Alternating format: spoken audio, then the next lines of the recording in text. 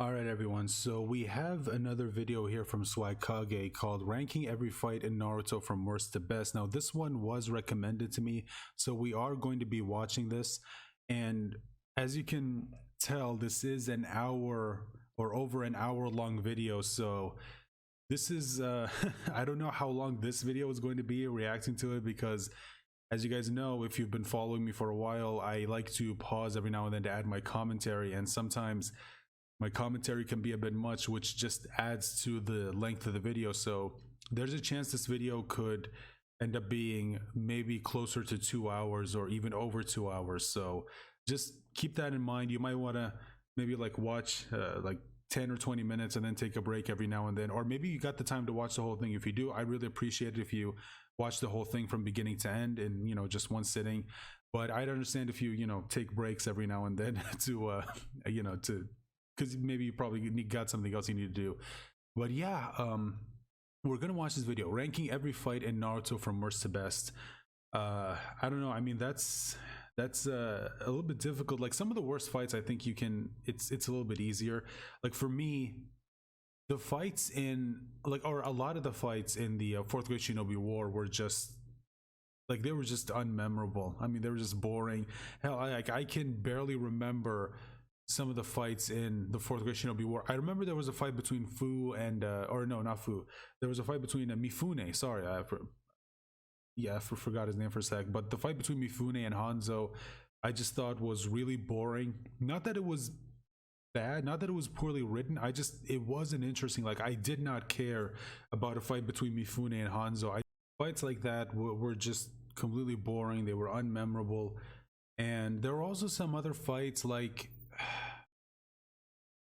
don't know. I mean, are we going just off the manga, or are we going just off the or are we adding some of the anime only? Because there was an arc that had Asuma and his brother. I can't remember what the arc was actually called.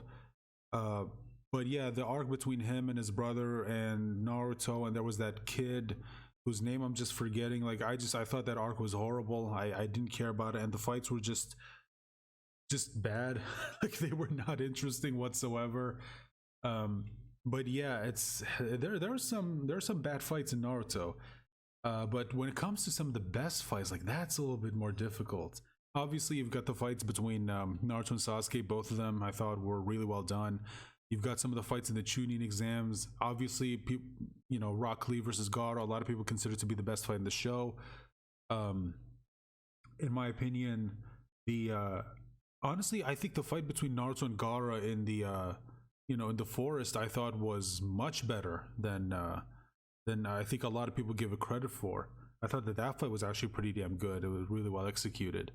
And obviously, you've got the fight between Itachi and Sasuke, or sort of a mini fight. Well, I mean, it wasn't really a fight. It was more like a one-sided beatdown. I'm talking about the fight in part one, not the Sasuke and Itachi fight in part two. No, that's definitely up there, and I do wonder where it's going to place in this list.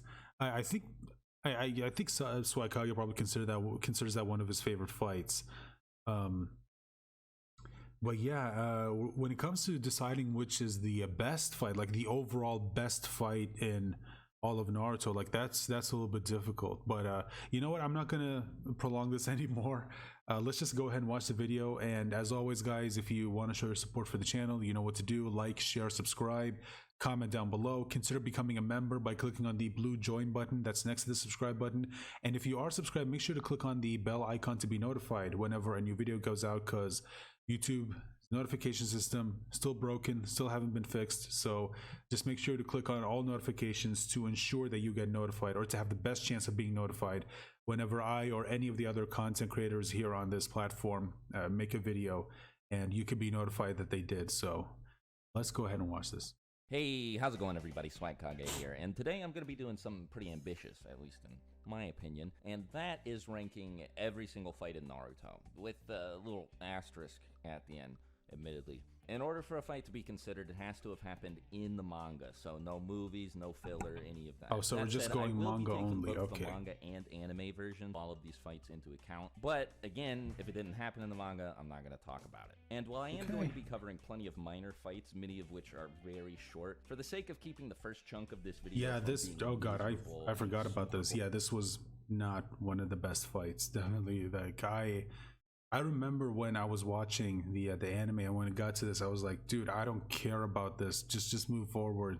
Just move forward. Nobody cares about this. boring both to watch and to make. There are some fights I'm going to be leaving out. I'm not going to be ranking all of them. Like, let's be honest, nobody cares what I think about, like, Tobirama versus Izuna, Gaara versus Dosu, Naruto versus Kidomaru. There's just no point, so I'm not going to bother. I mean, there was Having barely said a that, fight I there do when it still comes have to 99 Tobirama fights to go versus over, so Izuna. this is probably going to be a really long video. If you want to skip around, I'll be using a tier maker template I made to divide the fights into 9 groups of 11 each, and I'll leave timestamps to each of these sections in the description.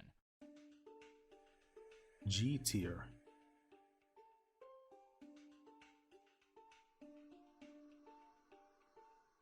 Starting us off is G tier, which I would describe as fights that are not good. This is really the only bad section of the list, so don't brace yourself for too much complaining or anything. We're going to be in positive territory pretty soon. In the meantime, though, I can't ignore these fights. We do have to talk about them, so I'll just try to make it quick. Oh yeah, oh god, I forgot about this. Yeah, this fight sucks. It's terrible. Nobody likes it. It's the worst fight in the series. It is so I don't think anyone's boring. going to dispute that. And on top of that, it's totally pointless. There's no reason for it to be here. It's just padding. You can skip it and probably not even notice.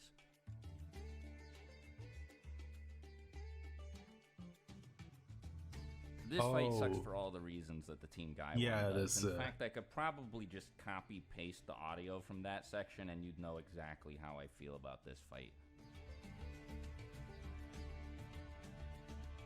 Oh yeah, see that? There you go. I'm honestly shocked that there are 2 fights in the series even worse than this one is. It's such a nothing battle. Like, I don't care about Mifune, first of all. Second off, it's really short and there aren't any cool moments in it. And even though it's short, I still hate that the story has to come to a screeching halt just so we can see Mifune fight reanimated Hanzo. Like, who cares, man?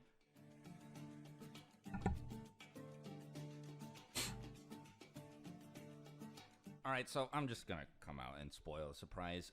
I put all of the War Arc fights that happen before Naruto and B leave to go help everybody down here together in G tier. I don't like any of them. And now, you could probably argue for their specific placements to be a bit different. Like, maybe some of them could be in the middle of F tier. Maybe some of them could be at the bottom of E tier. But the beginning of the War Arc is so bad that, like, I'm not gonna split hairs over it. I don't care. I thought it would just be easier to group them all up together. The reason this is above Mifune versus Hanzo is because I like Ino, Shikamaru, Choji, and Darui. And that's about it, really.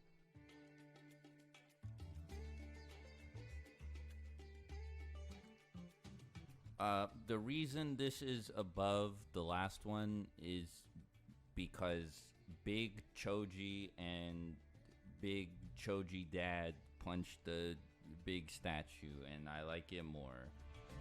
Yeah, I mean, you know, when it comes to that, like, I can kind of see how someone can get the entertainment factor out of it. Like, if you're into big kaiju fights, I can see why you might be into that. But outside of that, I don't see what anyone got out of that, because it was just there. And he even brought up, like, you could say the same thing for a lot of the fights at the beginning of the War Arc. Like, I honestly, like, I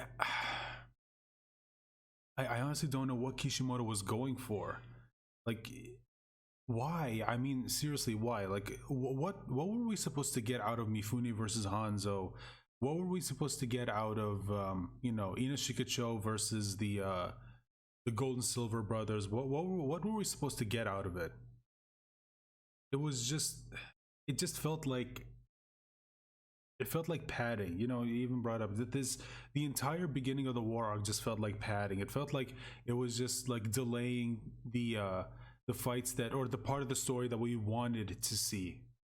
And even like if the for example, if the fight with the Gold and Silver brothers with the weapons of the Sage of Six Paths, like if it eventually led to somewhere, if it led to those weapons being used against like Obito and Madara, like I can understand that, because okay, well this fight served a purpose. But it's like even when they were brought back, it's like Kishimoto just completely forgot about them.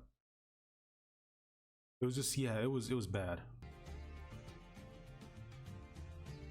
Did you know that this is a boss fight in Storm 3? In fact, so is the last one. You know what isn't a boss fight in that game? Sasuke versus Danzo. You know what else? Naruto and B versus Nagato and Itachi. Anyway, this fight is pretty cool conceptually. Yeah, why were like those I boss said, fights? I do like Awesome's team, but I don't know. I don't ever really think about this fight. The Storm 3 version is actually pretty cool, but in both the manga and the anime, this failed to leave a lasting impression on me, and an execution just felt like a waste of time.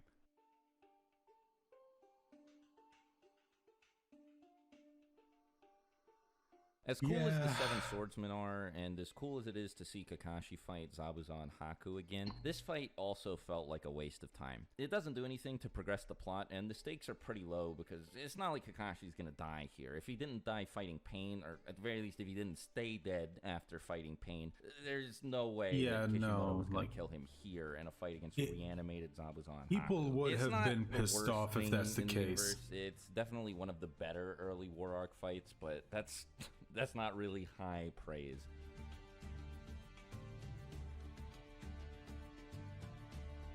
Yeah, this was another one that I thought was... I think this is where this fight goes. I don't know. It was early enough in the War Arc and featured minor enough characters that I actually believed that some of them could die. Like Amoy, Kankuro, Sai. None of these characters felt immune to being killed off. The fight also has some interesting gimmicks and choreography. Like, we don't get to see Sai fight that much. Sasori using other living people as puppets is really cool. Seeing Sai fight was nice. Sasori felt like it made sense. Something that I do kind of wish we would have seen more of later on in the War Arc. Sasori fight together in the manga. Now, don't get me wrong, this fight's not great. I just think it's better than all of the fights I put below it.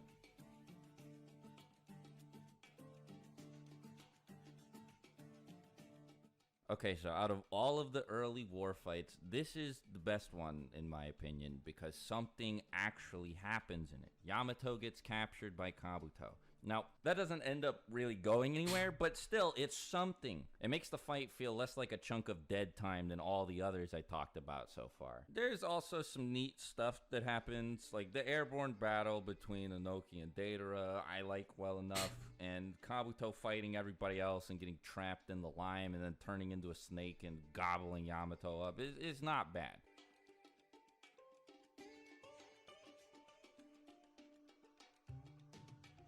Yeah, the beginning of the War Arc is that bad. Jesus Christ. I know some people like this fight, but it's just like a canon filler fight. It doesn't tell us anything about I don't hate the fight, but we already kind of got what Shino and Kankuro are capable of. Yeah, it doesn't really go anywhere. It just doesn't need to happen. Now, I wouldn't care if the fight was good, but it's pretty forgettable. It's an okay fight. Okay, so now we're about to get into the good ones. Alright, so next up we have F tier, and this isn't your standard typical F tier, which would normally imply absolutely awful, the worst thing you've ever seen before. The fights in this tier actually aren't bad. They're not exceptional or anything, but they're definitely not what you would normally consider F tier quality. Remember, each tier is capped at 11 fights, which means that the only reason these fights are down here is because all of the other fights are better than them, not because it's how I would grade them individually.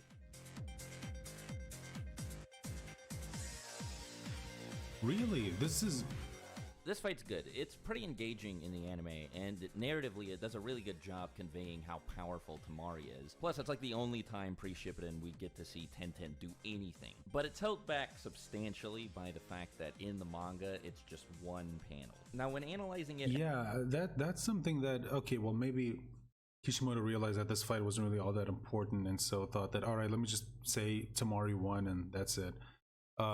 But yeah, I mean, I don't know, putting this fight over some of the others, like, In all honesty, I kind of got more enjoyment out of the Kankuro and Shino fight than this. So for me, I would kind of switch their positions because it's like, at least in that fight, it was kind of entertaining and there was a nice back and forth between the two. This was just a one-sided squash match.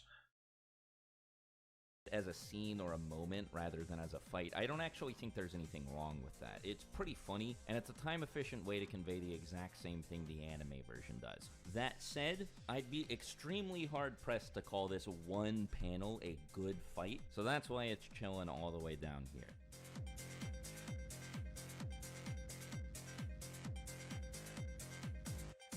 Yeah, whatever. I know, this fight's way higher than most of you expected, and plenty of you are probably typing an angry comment as we speak. But just keep in mind, we are still at the second lowest tier of the list, and this is the second lowest fight in that tier. So I'm not calling it a masterpiece or anything. It's not I even, just don't no. think it belongs in the evil doo-doo butt dungeon along with Kabuto and Team 7 versus Team Obero, or Team Guy versus Team Guy. I think it's better than all of the early War Arc fights, probably. Like I said earlier, maybe you could go over it with a microscope and again, like for me, I would still put Shino and Kankuro over this. Like this fight was just awful. And I mean awful. Like, for God's sakes, there wasn't even a winner at the end. Like, they could have at least picked someone to win instead of just, I don't know. I mean, again, maybe Kishimoto just had nowhere to take these two characters later on in the, in the arc, so he had to find a way to write both of them out. So I don't know. It just, I feel like there's probably a better way for him to have done that, other than just, I would say, oh yeah, they both knocked each other out, so they're both out of the tournament. Like, come on, no, that's not how tournaments work. One has to win and move on to the next round. adjust their individual placements a little bit, but generally speaking, I think this fight is more compelling than any of those are. Maybe this is just me, but every time I get to it, I'm way more personally invested than I am in any of the fights in G tier, because I actually want Sakura to win since she's a main character and you spend so much time with her up to this point. This fight's really not as bad as people say it is, at least not the manga version. I'll admit the anime version is pretty slow and a little boring, so this is actually the inverse of 10-10 versus Tamari. This time I like the manga version a lot more, and the anime is what's holding it back.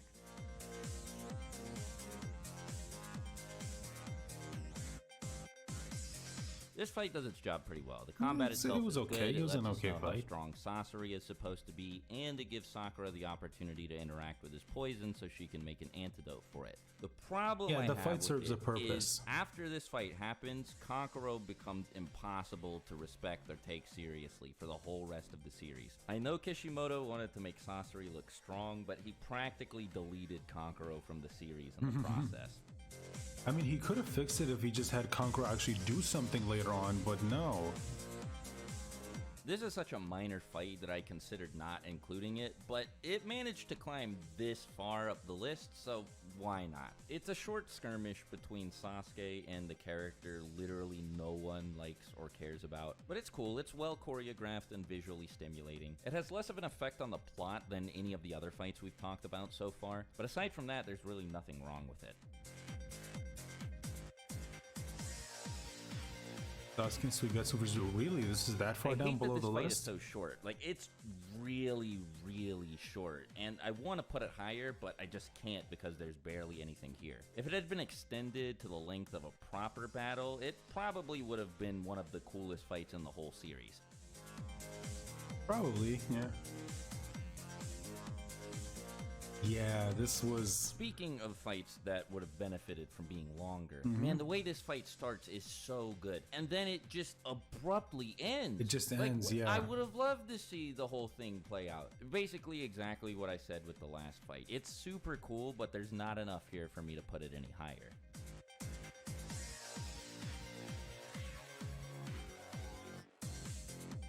This is the same deal as the last two. It's a good fight, but if it was longer, I'd like it more. Yeah. A lot of these fights, like, are they all going to be... I know many of you are really probably short wondering and- how this fight snuck all the way up here to number 81 of 99, but I mean, I like it. The Shippuden flashback version of this fight in the anime is also doing a lot of favors. The very end where Baki actually kills Hayate is really cool, and maybe I shouldn't be taking it into consideration because it's like a weird filler version of the fight, but yeah, that's not how it went by in the even manga. though nobody cares about Baki or Hayate, the circumstances of the fight add more intensity to it than something like Mifune versus Hanzo. The fight also feels more complete than the last three, so I think this is a pretty good spot for it. But what's weird is that he, brought up the anime flashback of that, but the problem is that that's not what happened in the manga. It's something that was anime only, and yeah, technically it's talking about a fight that did happen in the manga, but the extended version only happened in the anime. So is it like a loophole? But I don't know. It just feels a little bit weird.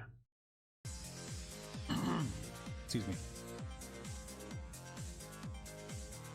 This fight is also very short, but it's pretty good. Like with Tenten versus Tamari, it conveys how powerful one of the Sand siblings is very effectively, and it also has a few twists and turns along the way. I did like that. Again, like Kankuro in part 1 was actually pretty cool. It wasn't until Shippuden where Kishimoto had him do one thing and then just completely forgot about him.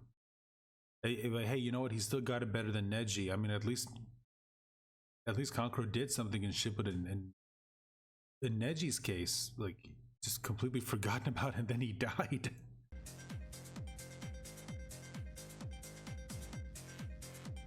This fight's pretty funny, but because it's literally supposed to be a waste of time, like that's what Toby's goal is, Yeah, to make sure the Itachi Pursuit team doesn't make it to Sasuke and Itachi's fight before it finishes. That is how the fight feels, like a waste of time. I don't think I've ever gone back to read it or watch it in isolation. It's pretty good though. Like I said, Toby is funny, and the moment at the end where he reveals that he's actually Madara is really cool. Yeah, I remember that was also pretty cool, and it's one of my favorite moments for Obito, or Toby as he was known back then, or pretending to be Madara. It's one of my favorite moments of his. And yeah, I mean, he said it himself, like the fight is technically supposed to be a waste of time, because he knew that if they were allowed to keep going, then they would have eventually reached Sasuke and they would have gotten involved, and it would have ruined like Obito's plans for Sasuke.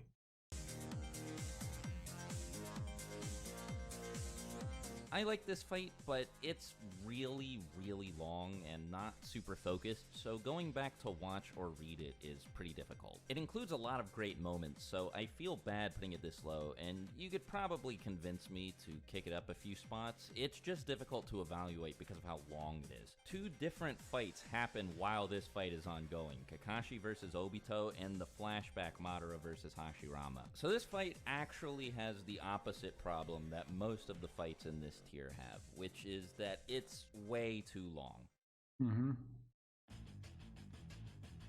So now we're in E tier. Wonder what fights are going to be in this one. Moving on to E tier, this is the last group of fights we have to cover before I feel we get to the truly great stuff. If I had to title this tier something aside from a letter, I'd probably give it good with an asterisk at the end.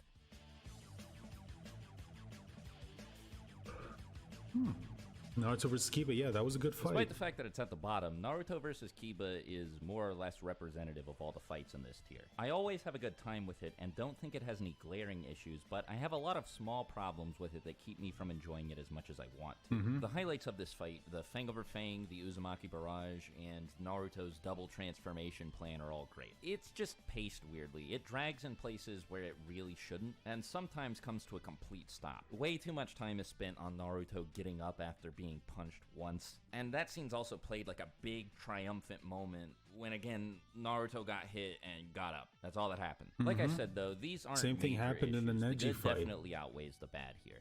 To where Naruto just keeps getting punched down and then just gets back up and delivers one hit and he wins. This fight has some of the coolest visual moments in the series and is extremely intense. Like, I love Asaku Jaku, Kisame riding in on the wave is great, but I really don't like these fake Akatsuki clone fights. They feel like, and ultimately are, just wastes of time. Which I think that, I don't know, I mean, a lot like the fight between Obito and the Itachi Pursuit Squad. Like it's kind of supposed to be a waste of time. You know what I mean? Like that's the whole point. Because Itachi and Kisame were somewhere else. They were, you know, helping them seal away they were helping them seal away Shikaku, and the whole point was to delay them long enough so that they can seal them away and they don't make it there and stop them. It's a little bit difficult for me to decide which fight I like better out of the two, which is why they're so close together on the list here. But I think I prefer this one because I like Naruto and Kakashi's teamwork and find it more satisfying than Guy beating Kisame by himself. Asakujaku is dope, but it would have been neat to see Lee, Neji, and Tenten do something aside from getting trapped in water prison.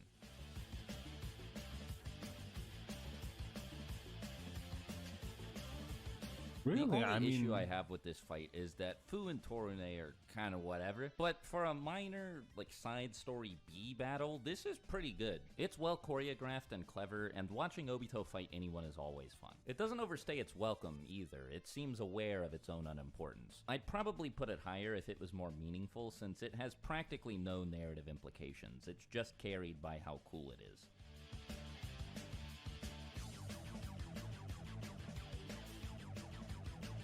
This one's short and pretty basic. In the manga, it's like 8 or 9 pages long, so there's not a lot to talk about here, but hey, it's Shikamaru, everybody likes Shikamaru, and this is a pretty good first outing for him. It sets out to show us how smart he is, and it succeeds.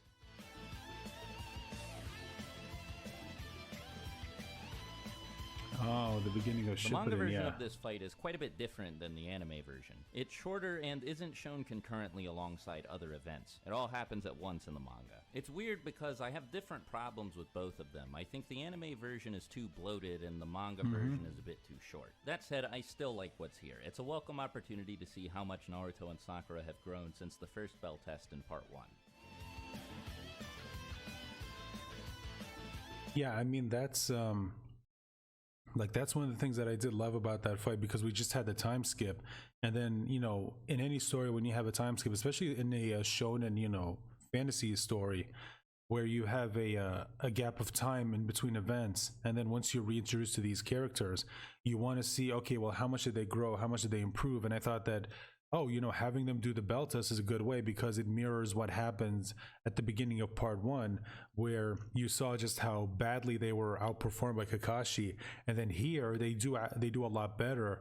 Now, granted, they did have to resort to tricking him in order to get the bells, which is actually something that I did like, because it's a way to it was a good way for him to show how much Naruto and Sakura have grown, but it's still a way to keep Kakashi strong, because it revealed to them that they had to resort to doing those things to be able to get them. Like, they couldn't just overpower him, which is something that I did genuinely like.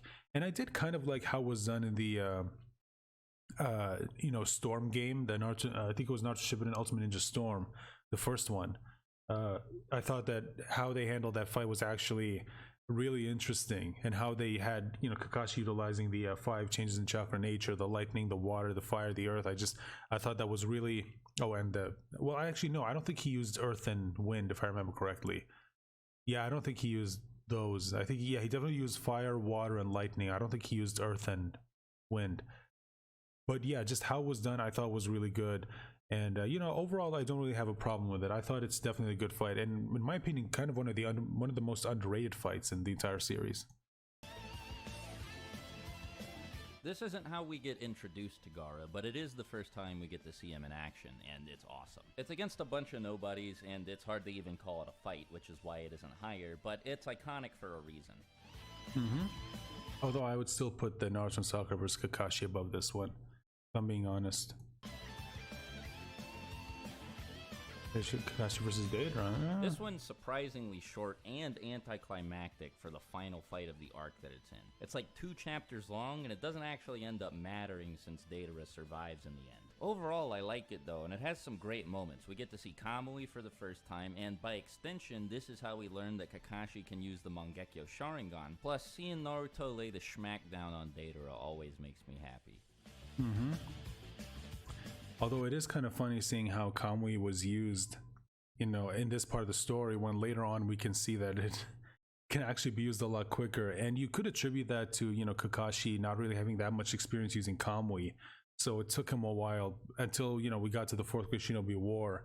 And by that point, he became a lot more proficient, so that him using Kamui works a lot faster than when he was using it against Deidara.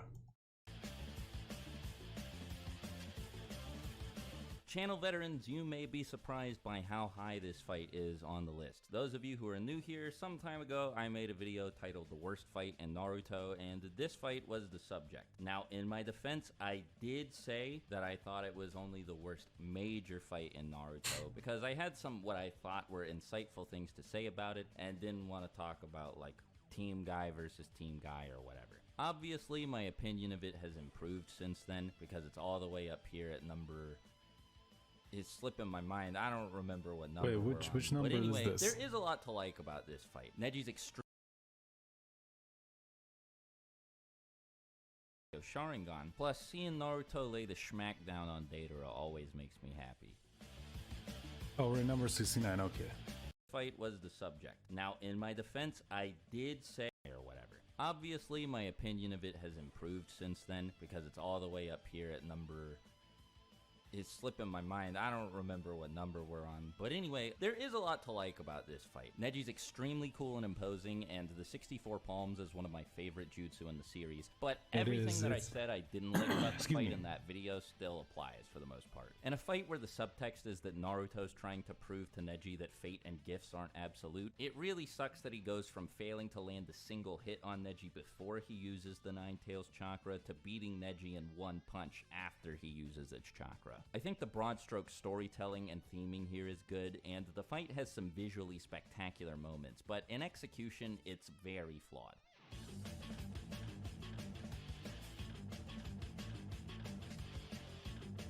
This fight starts off strong and falls off as soon as Kisame traps B in the bubble. That part's pretty boring, and in the anime specifically is really long. I love the beginning, like I said, the pencil moment, Kisame getting his chest ripped open by B. It's all great, but there's such a steep drop-off around the halfway point that I don't think I can put this fight any higher than this.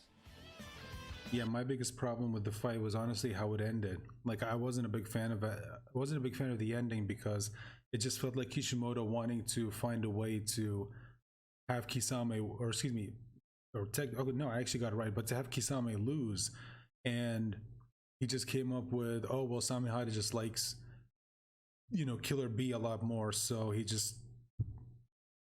leaves, and it was just, yeah, it was dumb. I wasn't a fan of the fact that that's how it ended.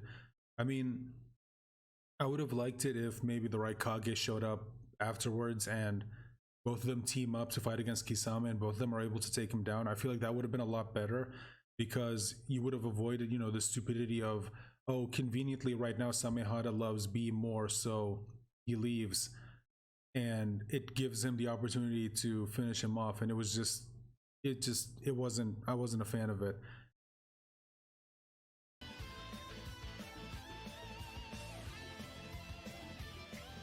It's awesome that we get to see Itachi and Sasuke fight side by side I actually wasn't expecting this to be this low on the list before the end of the series, and Kabuto is a solid enough villain, but aside from that, the fight doesn't do anything to wow me, and Izanami is a pretty lame way to wrap it up.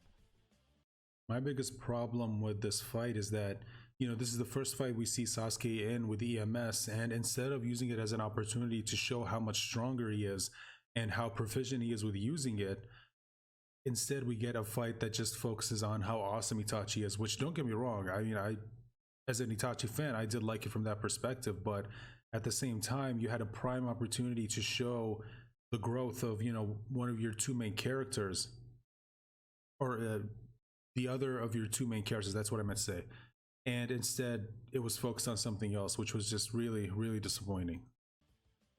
Like, that's my personal biggest problem with the fight.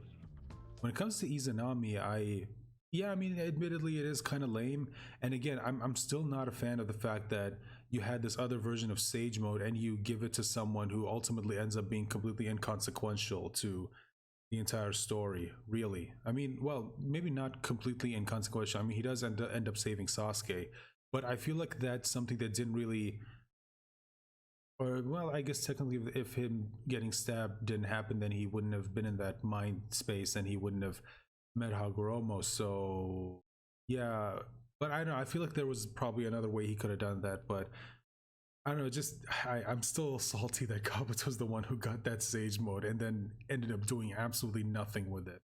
It just kind of sucks.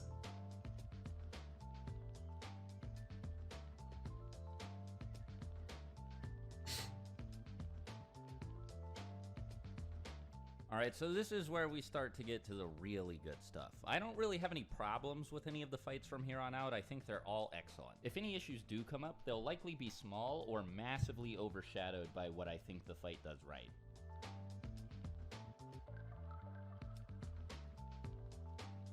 Really? I figured this fight would make a good benchmark for around this point in the list. It's solid, doesn't have any glaring problems, and does exactly what it sets out to do. It's good from top to bottom. It's got tons of great moments like Irika outsmarting Mizuki, Irika protecting Naruto from the shuriken, and Naruto making however many shadow clones this is.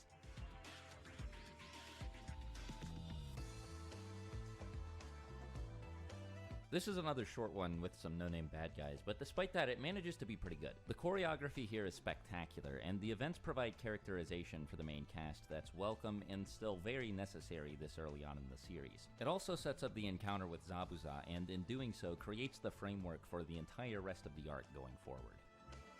I mean, you know, I gotta be honest, I like it, but I don't know. I don't know if I would put it this far up in the list, especially above some of the other fights that we've seen. Like, I think you know, Sasuke and Itachi versus Kabuto would definitely be above this one. I don't know if I would put this above that.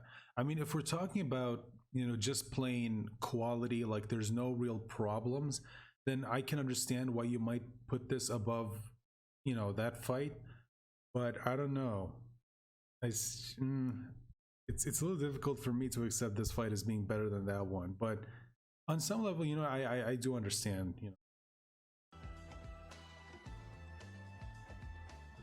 I wish I could say this fight was more important, but narratively it doesn't accomplish. No, not really. Zaku gets an off-screen death shortly after this, and Shino is outside of a fight I put all the way down in G tier, practically never relevant again. But despite that, this fight is still really cool, especially in the manga. The anime version gets dragged down hard by some backstory for Zaku that I couldn't care less about, but I really like everything else, and there's one moment in particular that carried the fight this high, and that's Zaku blowing up his arms from the inside after Shino plugged up the holes in his hands. I think if I remember correctly in the manga, his arms were completely gone. From what I remember, it's been a minute, but because I remember the manga being a lot more brutal, and the anime actually had to censor some of it. Sasuke versus Rock Lee. The only thing that sucks about this fight is that it doesn't actually end. It's a little inconclusive, but that's not really a problem, because that's kind of how it had to be. Lee stopping short of actually using the primary Lotus on Sasuke, that makes sense. After all, the purpose of this fight was to introduce and hype up Rock Lee and to get the audience excited to see what he was going to do next. And by the way, don't think this even needs to be said, but it did a good job. Setting aside all the meta-narrative stuff, it's also just a great fight, even if it is a little short. The scene of Sasuke getting kicked in the face is iconic for a reason.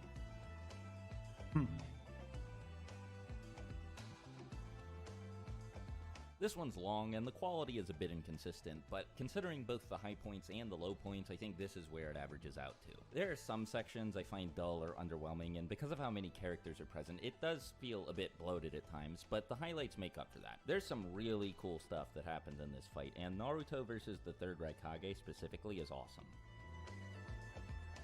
Yeah, although I will say one of my problems with that fight specifically is how they were able to, you know, defeat him. Like finding out that having the strongest attack and having the strongest defense in and of itself is technically a contradiction. And so, you know, like you would think that, okay, well, if he has the strongest attack, then it should penetrate the strongest defense, right? And I'm just wondering, like, okay, you're seriously telling me that no one was able to figure that out until Naruto got there? I don't know. It seems a little bit weird to me. It just feels a little too convenient. Like I feel like someone would have been able to put those two together and be able to figure out that, oh, that's how we can defeat him. Now maybe they needed Naruto's ability with Sage Mode to be able to do it. Like that I can understand. But the fact that no one else was able to figure that out. It seems a little bit too convenient for me. Like that's probably my one biggest problem with that fight. I'll admit right from the beginning here that this one's placement has less to do with the action and more to do with the context of the scene. Now, don't get me wrong, there are some striking visuals in this fight. In particular, I'm a huge fan of the panel where Sasuke first enters second state, but if I'm being honest, as like a fight, it's not better than some of the stuff I have it ahead of. Getting to see Orochimaru's body-stealing ritual for the first time is incredible though, and I think the sheer catharsis of Sasuke finally beating Orochimaru and eliminating the looming threat of him having his body stolen is enough to get it this high.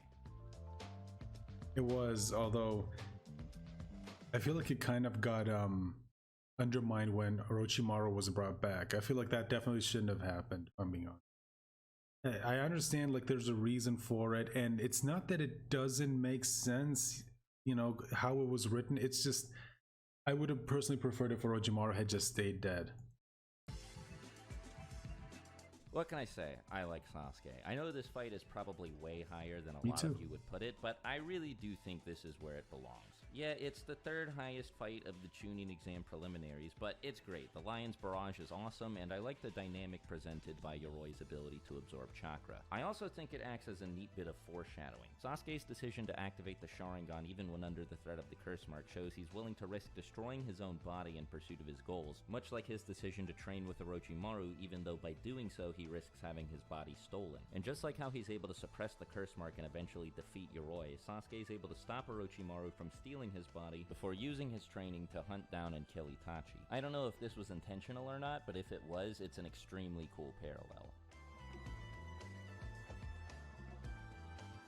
Kakashi versus Kabuto. Well, I don't know if I would put this really above short. The shortest one that's managed Sasuke versus Yoroi and Sasuke versus Orochimaru. The action is great, the encounter is intense, and it's between two characters that I enjoy watching. Is it too high? Maybe a little, but I'm not moving it down.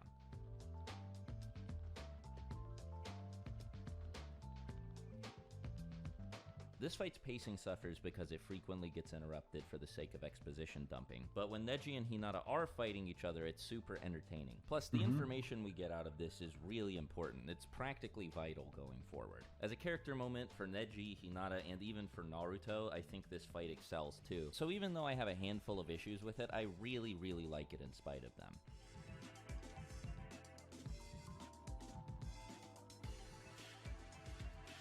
I'll admit not a whole lot happens in this fight. It's really just Guy and Kisame throwing a couple big stupid attacks back and forth at each other. But hey, all I really needed to convince me to put it this high was getting to see Hirudora and the 7th Gate for the first time.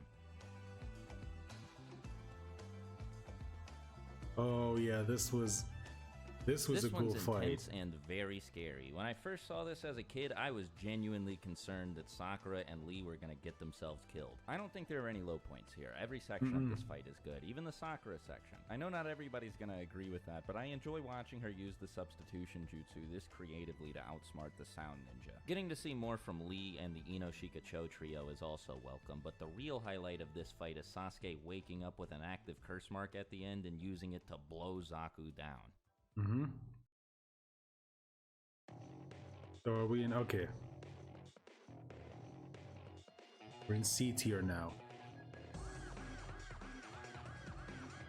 So even though we're in C tier now, you gotta remember, D tier was where I said we're getting to the really good stuff. From here on out, it's nothing but bangers. Fights I have few to no issues with and have gone out of my way. Alright, I'm looking forward to seeing the fights that he puts in C tier.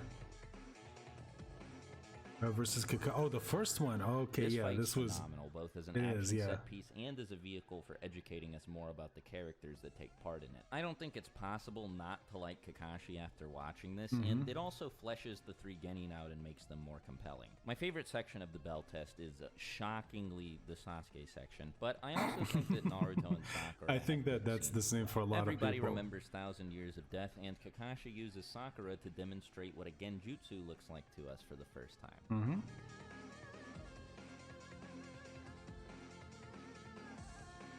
Oh, Obito and Kakashi. This Yeah, fight's this was. awesome. I love pretty It much is. every It is. panel from the manga version, and the anime version has super clean and fluid animation. Kakashi and Obito are super Yeah, fun Studio to watch. Pierrot The definitely choreography is stepped up when probably it the comes best to. on the list so far. And Or the wait, context actually no, that I this adds don't. to the main story is initially Was Studio Pierrot the ones who animated this fight, or did they outsource it to one of the other studios?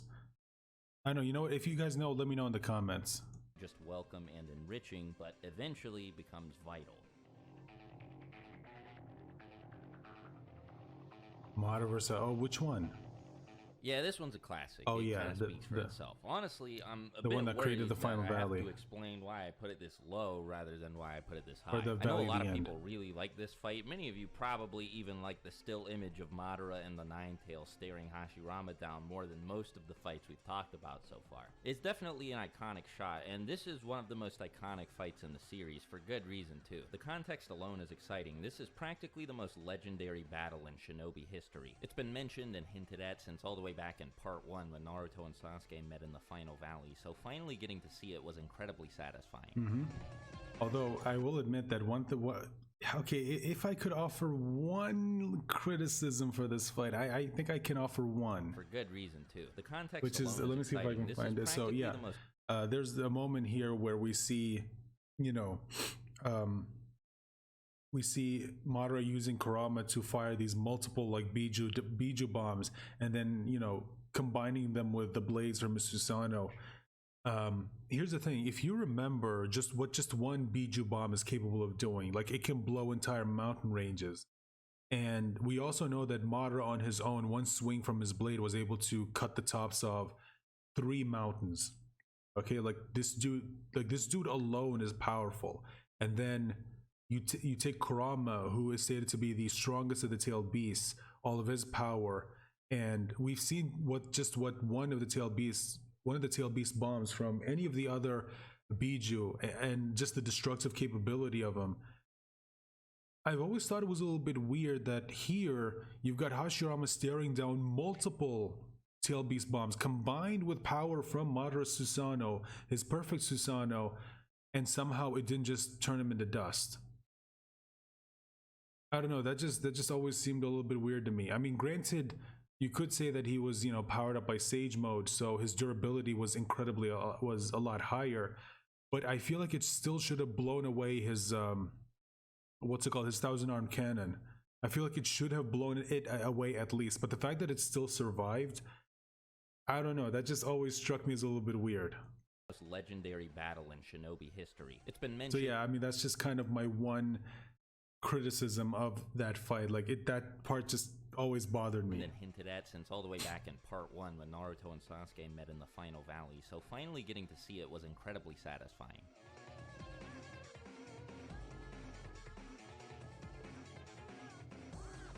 Some of you guys may have already left a comment about this by now, but yeah, you could probably split this fight and some other fights into multiple smaller fights. Maybe Naruto and B versus Obito and the Jinchuriki is a different fight from Naruto, B, Kakashi, and Guy versus Obito and the Jinchuriki, and maybe that's a different fight from Naruto, B, Kakashi, and Guy Yeah, versus I Obito can and see Madara. that. But I don't really consider Kakashi and Guy showing up the conclusion to the first fight there. I feel like it's just part of the same fight. Anyway, this one's long, and because of how long it is, it does have some moments that I'm not the biggest fan of, but the highlights here are incredible. If you've been around the channel for a while, what I'm about to say won't Interesting surprise how we you, never but see I him do really that like again. the Madara The section Uchiha in reflection. particular. Uchiha reflection is super cool, and the guy blasting Madara Susanoo, Which is with the why Hidora I'm wondering like why we never saw Guy him and use it Kakashi again. are also loads of fun to watch. Lightning Cable specifically is one of my favorite jutsu in the series. But even the beginning portion of the fight, where it's just Naruto, B, Obito, and the 6 Jinchuriki, I really like it. The later portions certainly help it out a lot, but I don't think any of the core sections of this fight are bad.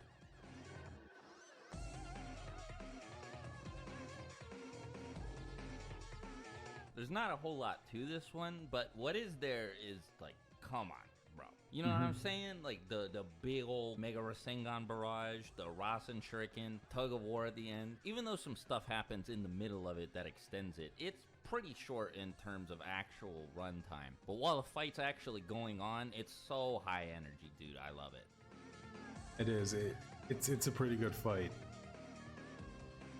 Oh yeah. Although I Like gotta I admit, I alluded wasn't to earlier expecting in the this to be video, a lot I higher on the cannot list. believe this didn't get a boss fight in Storm 3. Yeah, This why fight didn't is it? crazy, dude. Like, let's just go over some of the stuff that happens in this fight. Naruto almost gets his soul ripped out. Nagato sucks up so much chakra that he stops being crippled and is able to use his legs again. Itachi straight up. Which is, again, like I'm wondering, like why didn't he do that when he was alive? Like why did he agree to stay in that like crippled state for so many years? It always struck me as a little bit weird. Switches sides, they blow up Chibaku Tensei at the end. Like, it's so cool. I'm honestly surprised I don't have it higher. It only managed to make it smack dab into the middle of the list, but I guess Naruto just has a lot of really good fights. You know, as much as I like this fight, I feel like the Naruto Kakashi guy against Obito and Madara should be higher than this, because I think that fight was better than this one, if I'm being honest.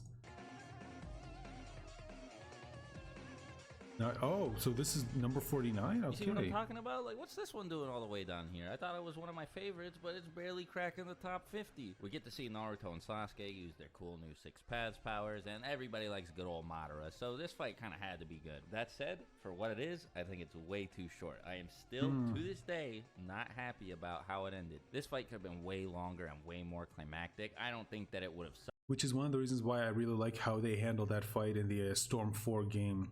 The Naruto and Sasuke against Madara. I feel like that was a lot better, and how it ended with Madara creating that giant ass planetary devastation and just throwing it at them, and then Naruto and Sasuke combining their power to blow it away and essentially push it back against them. I just thought that was just so much better. I absolutely loved it. And yeah, I hate how it ended, how, you know, Black Zetsu just stabs him and brings back Kaguya. Man, I don't think there's anyone who genuinely liked that. Suffered from being extended, but still, what we got is perfectly fine. More than that, actually. It's very good. What's 48?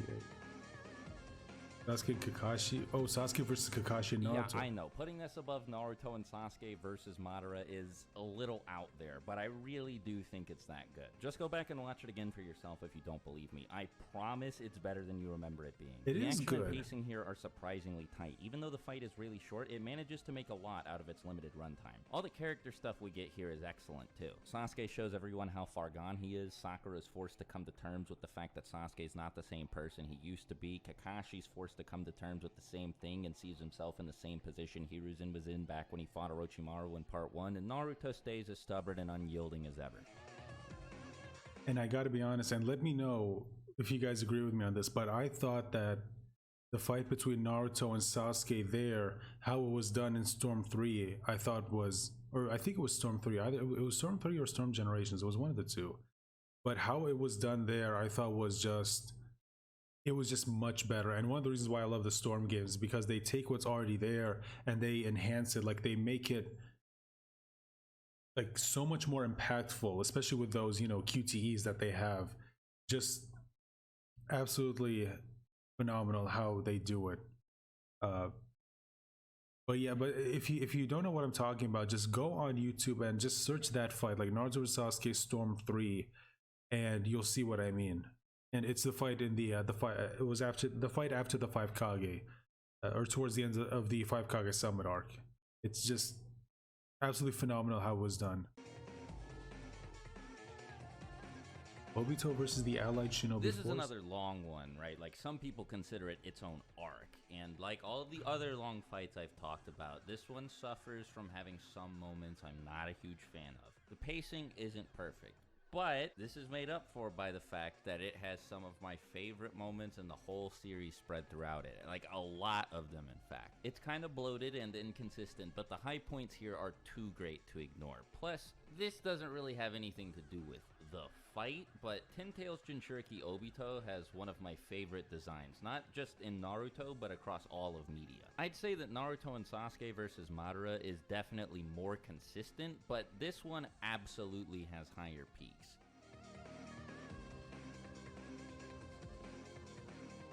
Naruto and Killer B versus A. Okay. This one is so intense and high octane, man. It's not super long. There's not a whole lot to it, but what's there, it just gets me so excited every time I watch It's it. emotionally, Plus, I of think course, the most fight is importantly, we really have good. this fight to thank for teaching us that Naruto is 73 times faster than the Raikage after all.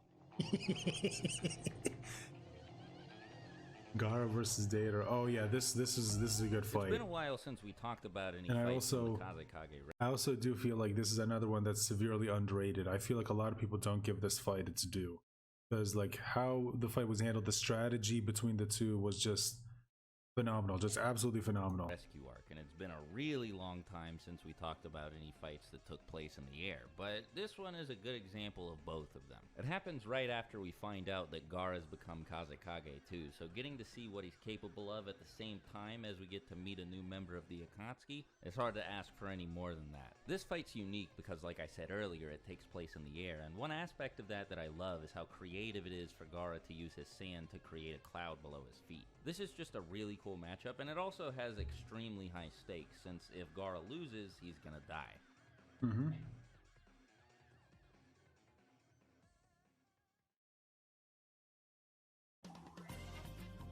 So now we're in B tier. Let's see which fights he.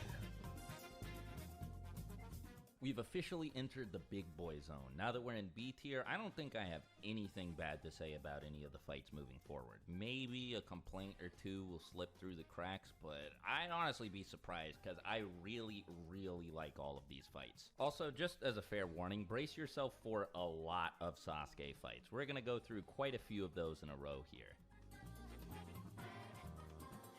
I would honestly be surprised if that wasn't the case. Putting the Kaguya fight above Naruto and Sasuke versus Madara? Why, yes, in fact, I am, because really? This one's actually a complete fight. In the anime, the animation okay, I guess can get technically. a bit... but it still manages to look pretty good on the whole. The manga version's my preferred way to experience it, though, and reading this as it was happening was crazy. Yeah, Kakashi getting the perfect Susanoo, that's stupid, sure, but it's also very cool. And the final act of teamwork between Team 7 at the end, not only is it clever, but it's also very satisfying and even a little heartwarming.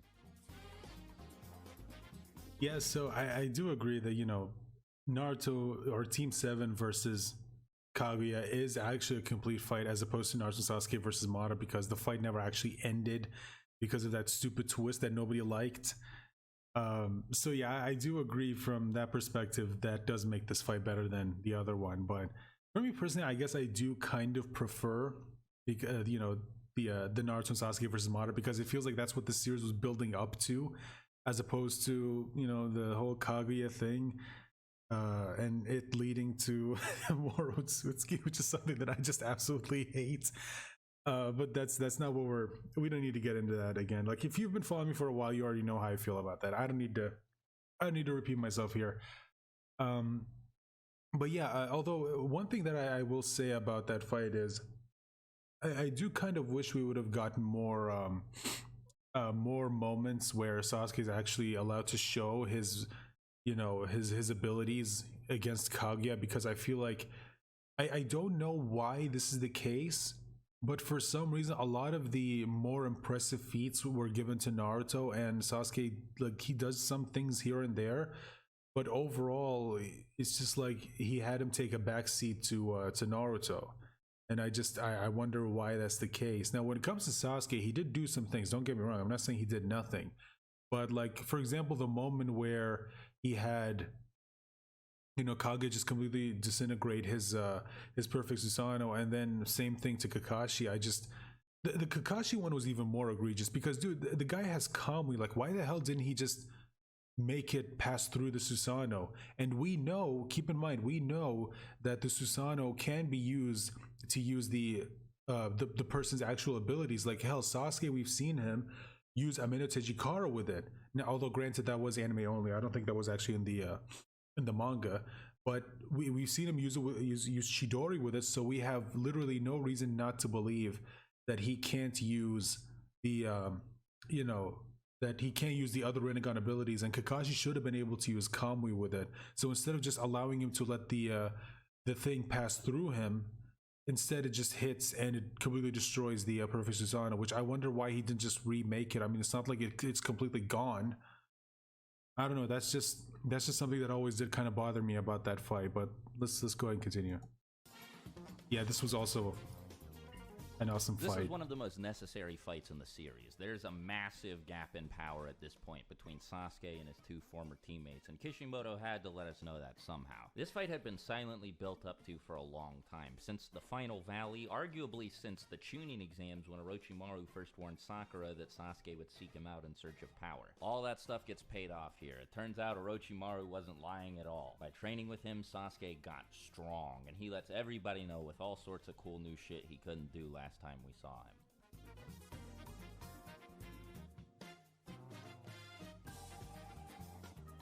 This is the complete opposite of the last fight in all but its necessity. It's just as important, but Sasuke gets humbled. Yeah, he gets... The Chidori that starts it all off is gorgeous, and every hit that Sasuke takes afterwards is brutal. The anime version adds some serious weight to Itachi's punches and kicks, which helps illustrate how hopeless this is for Sasuke. Jiraiya getting to be cool at the end is a nice bonus, too.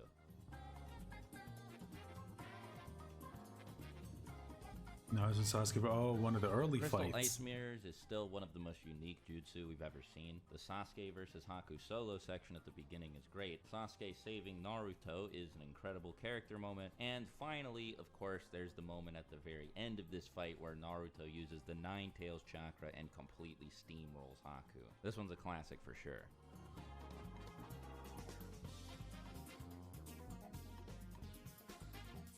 Landing just outside the top 40 is our first fight from the Sasuke retrieval arc, and this one is super cool. When looking back over this list, I was worried I had it a little too high, but no, this is definitely where it belongs. Just go back and watch it if you don't remember. It's basically just 2 minutes of some of the best hand-to-hand combat in the series, and the animation is shockingly good for how minor the fight is. Yeah, I mean, that's something that people have always talked about when it comes to one of the things that they love about Naruto. It's the hand-to-hand combat and how good it is.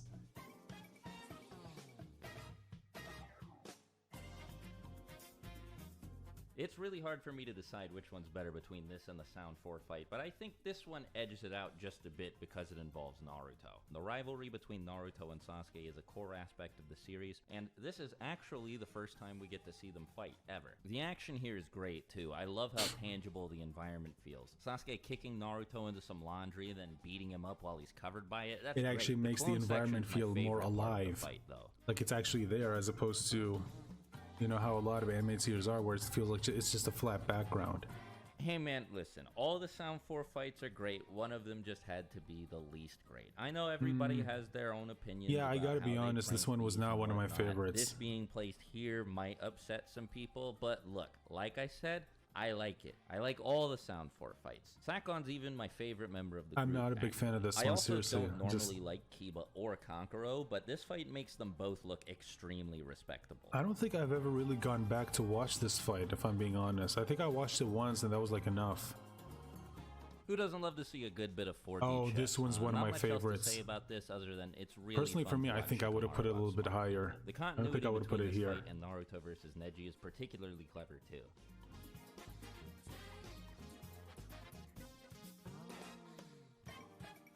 This one and the last one could honestly go either way. I just think that Tayuya is a more interesting opponent for Shikamaru because of her big summons and crazy genjutsu, and I also think that the fight feels more intense because Shikamaru is actually at risk of death here, not just not becoming a Chunin. The highlights here are your typical Shikamaru moments, but I think my favorite one is him breaking his own finger with Shadow Possession to snap himself out of Tayuya's genjutsu. I don't know if... I gotta be honest, I would not have put that above Shikamaru versus Tamara. I feel like in terms of just how memorable each fight was, I feel like that one was more memorable, and I also feel like that one was just better written as opposed to Shikamaru versus Tayuya. Yeah, I mean, that fight had more of a risk of Shikamaru actually dying, or not a risk, but a higher chance of Shikamaru dying, but I just feel like that fight was much more well written than the Shikamaru versus Tayuya fight. That's just my opinion, of course, as always. I mean, let me know if you agree with me or not. If the animation here was as clean as it is in something like Sasuke versus the Sound 4, this fight would probably be like top 20. Just like everybody else, I love Kakashi and I love Pain, and getting to see the two of them interact is just as cool as you'd think it would be. I enjoy this fight for the same reasons I enjoy the last two. It's a ton of fun watching Kakashi try and outsmart someone who's way stronger than he is. Unfortunately, it didn't work because this is such a crazy matchup. It's so oh perfect. yeah, this was Kidomaru awesome. was practically the only member of the Sound 4 who could have fought Neji, and Neji was practically the only member of Shikamaru's team who could have fought Kidomaru. Watching them counter, outplay, and adapt to each other over the course of the fight is extremely entertaining from start to finish. And if I'm being honest, I still believe that Neji should have died here. I know a lot of people might not agree with that, but I do feel like he would have impacted the story a lot more, because you know, we're told that in this world when you go on missions, like anything could happen and you could die. And I feel like if both Neji and Choji died in this mission, the Sasuke retrieval, I feel like it would have stayed with the audience a lot more. Not that it doesn't, but I just feel like it does kind of lose some of that impact when you find out that, oh no, they're still alive, they're fine. Just yeah, I was not a fan of that. I mean, I understand it's shonen and it's kind of already depressing that Naruto lost and, you know, they failed. So I guess he probably didn't want it to be too depressing by revealing that, oh yeah, not only did you fail, two of your comrades also died. I don't know. It just, I feel like he really should have just gone through with it. Especially when you consider that they didn't really do anything in Shippuden.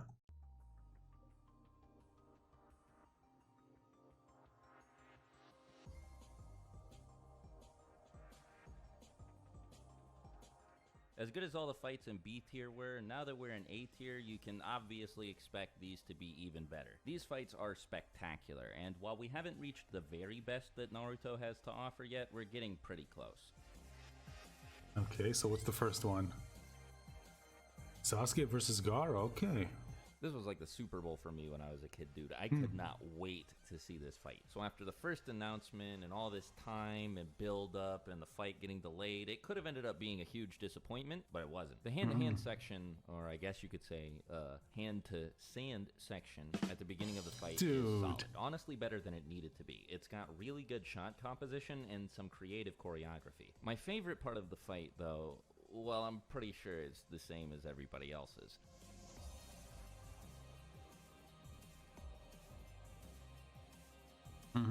This is one of those classics. It is a classic for a reason. I'm pretty sure any of you watching right now could name at least one or two moments from it if I asked you to. There's a lot to like here. As usual, Kakashi's the coolest guy in the whole entire universe, and Zabuza's a good opponent for him. I also think that the way that Naruto and Sasuke end up contributing here is very clever. Not just the plan itself, which is also very clever, but I'm talking more on a meta level. With an opponent like Zabuza, they obviously can't straight up fight him, so locking him in place and making their objective to just get him to move his arm, it's a smart way to get them involved. And like I said, the plan that they end up coming up with to save Kakashi is awesome. Like the last one, I'm pretty sure my favorite moment from this fight is the same everybody else would pick. The double water dragon at the end. That's some good Naruto right there. Yep.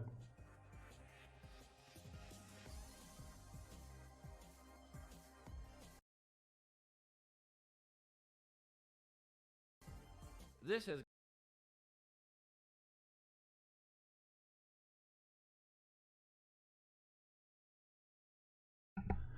Sorry, had the microphone muted. One thing I do want to say about Team 7 versus Zabuza is, if you go back, you look at that fight and you realize that Kishimoto was in a way foreshadowing the connection that Naruto and Sasuke have, the whole Indra and Ashura, because it's always stated how Naruto and Sasuke have this connection that can't really be explained, and then you realize that, oh, it probably has something to do with the whole reincarnation thing and them being brothers, and how they just have this, you know, this insane ability to work together to where they know what the other person's thinking and they don't even need to say any words, and it's just absolutely amazing. And I don't know whether Kishimoto thought that far ahead, this, you know, at this point in the story, but it does kind of feel like it when you go back and you reread the story or you rewatch the anime. So just wanted to say that. Yeah, that's some good Naruto right there.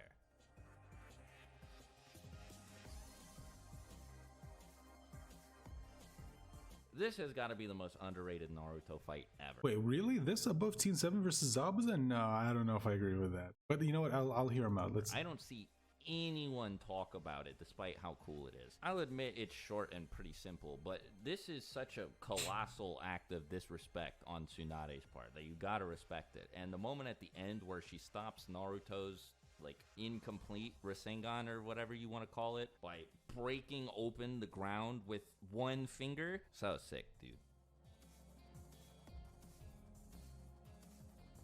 The 5 Kage versus okay, I'm not gonna lie, I expected that to be a bit harder. You guys know me. I like Madara. One of his fights was bound to make it up here eventually. Honestly, like I said, I'm pretty sure some of you guys are shocked that I put the other 2 Madara fights as low as I did. But I couldn't help myself with this one. By now, the moment where he asks the 5 Kage if they'd like his clones to use Susanoo or not is pretty famous, and the perfect Susanoo is pretty sick too. But Madara is not the only person who gets cool moments in this fight. Tsunade is a beast, as it turns out. You get to watch that woman go to work here. She gets straight impaled by his Susanoo, doesn't care about it, not one bit. Gets the sword out of there, then gets busy laying the schmack down on Madara. The other Kage are pretty cool too, but Madara and Tsunade are the stars of the show. Like in my opinion.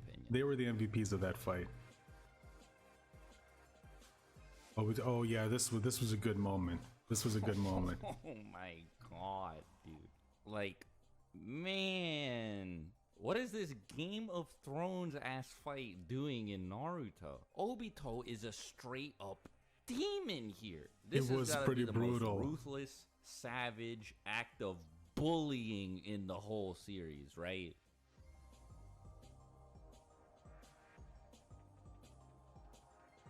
Naruto's and the force of death. This fight arguably does better than any other in the series. The hand-to-hand combat here, the way ninja tools are used, and my favorite aspect, the way fire style is used. Like Sasuke melts off his face. This is also probably the scariest Orochimaru has ever been, which is saying something since being creepy and ominous is kind of his whole thing. Well, the best part of the fight is definitely Sasuke versus Orochimaru, and for once, I don't think that's my bias talking. I think we can all I think that's something pretty much everyone can agree with. Naruto gets some good moments here, too. I'm a big fan of his entrance, his interactions with Sasuke, and him beating up the giant snake. This fight is also obviously very important since it's where the seeds for one of the series' most important subplots get planted.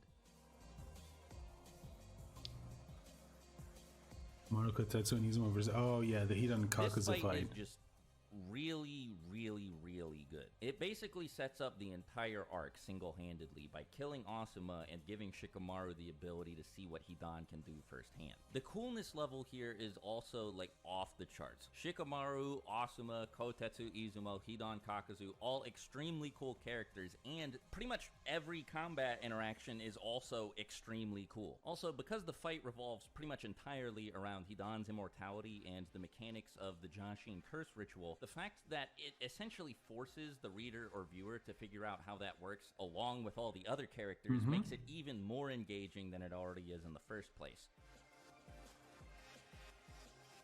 This is the Naruto versus although I gotta be honest, I think I'll put the I would put the Shikamaru, Asuma, Izuma, Kotetsu fight against Hidan Kakuzu above this one, if I'm being honest. Like, this one is cool, like, from a visual perspective, like, just in terms of pure spectacle, I thought that this was better.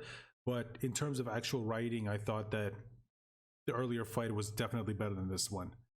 Been on the insane train for the past couple or so in a row here, and I think this one is the most insane of all of them. This fight is completely and utterly ridiculous. Before I saw it, I didn't even know this sort of stuff was possible in Naruto. I don't know if any of you are familiar with the classic 1 trillion lions versus the sun, but that basically happens here, and it's not even the craziest thing. There's a whole other different moment where Naruto shoots a Kamehameha Great Ape Ozaru laser out of his mouth at Orochimaru. I could see why somebody might think this is too over the top, but I love it. It's super pretty. I think that this is the moment in the series where you realize, okay, this is going to move into a direction where it's a little different than what we're familiar with when it comes to this series. Like, this is where the whole laser beams, mountain destroying stuff started, to pop into the series. It's a ton of fun to watch.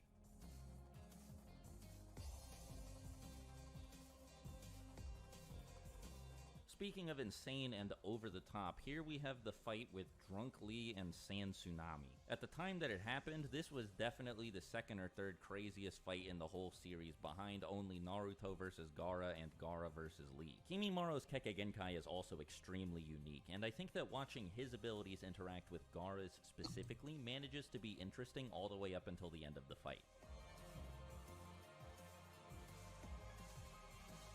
Sasuke and Naruto versus Gaara in the forest. While yeah, I'm a fan of the Sasuke section here, for once it's not my favorite part of the fight. yeah. The Naruto part totally was steals definitely the show. better one. In my opinion, this is Naruto versus Neji, but done well. The hard-headed brute force approach that Naruto takes to this fight is perfectly emblematic of the sort of person he is, and leads to some awesome set pieces, like the 2K barrage and the headbutt at the end.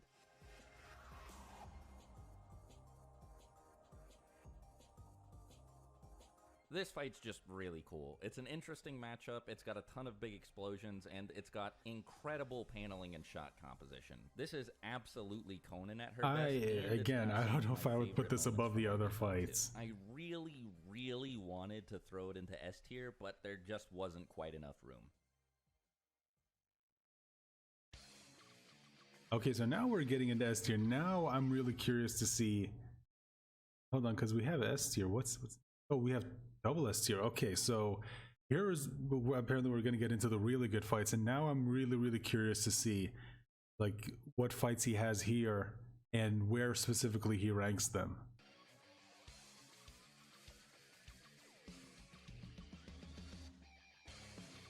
Now that we've reached S tier, we'll be looking at fights that are nothing short of what I'd consider all-stars of Naruto's catalog. These are examples of the series at its best, and are all, in my opinion, close to, if not outright perfect. All of these fights contain impeccable action set pieces, and progress or enhance the story as they happen seamlessly and meaningfully. Which one's this?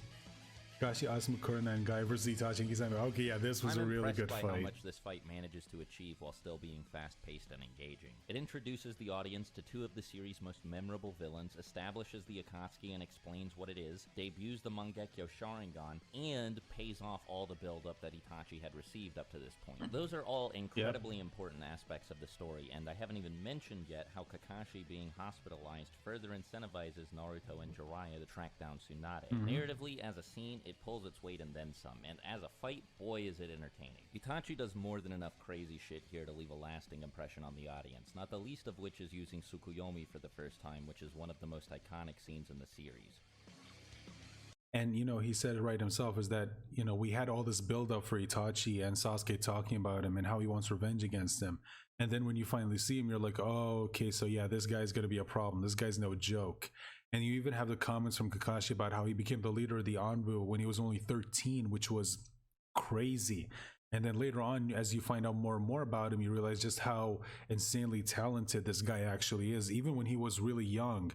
And technically he was still young, because for anyone who doesn't know, interesting that this number is brought up, Itachi was 21 when he died. Think about that, like he was only 21 years old when he died. So Itachi was still really young, like he did not get a chance to actually live his life. So it's crazy that he was able to do all of that at such a young age. The three-way dead, like, yeah, this was an iconic moment. So just to be clear, this includes the entirety of Tsunade, Shizune, Naruto, and Jiraiya versus Kabuto and Orochimaru. This fight is fucking awesome. Every section of it is great. Kabuto roiding up and fighting Tsunade, Naruto trying and failing to summon Gamabunta again, Jiraiya fighting Orochimaru on top of the snake, the Sannin performing their respective summoning jutsu, Tsunade clobbering Orochimaru and using Gamabunta's sword as a weapon, and of course, who could forget Naruto using the Rasengan. Yeah, this was, oh boy, this was such a good moment. All the build up throughout the entire arc led to this moment, and it was worth it. It was so fucking worth it. To take a step forward in his, all while delivering spectacular visuals and character moments.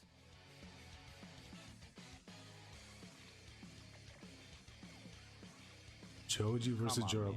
I mean, yeah, no, you don't need to explain. We all know why this fight's up here. Same page already. surely. This is the best Sound 4 fight, and it's not close. It's When not he even jumps close, in front no. of the rest of the team to deal with Jirobo himself, it's so sick, and the fight only gets... When it comes to the Sound 4 fights, it's always between Shikamaru versus Kidomaru and Choji versus Jirobo. It's always between the two, and it's always difficult to pick. But yeah, I think that Choji versus Jirobo was definitely the better fight.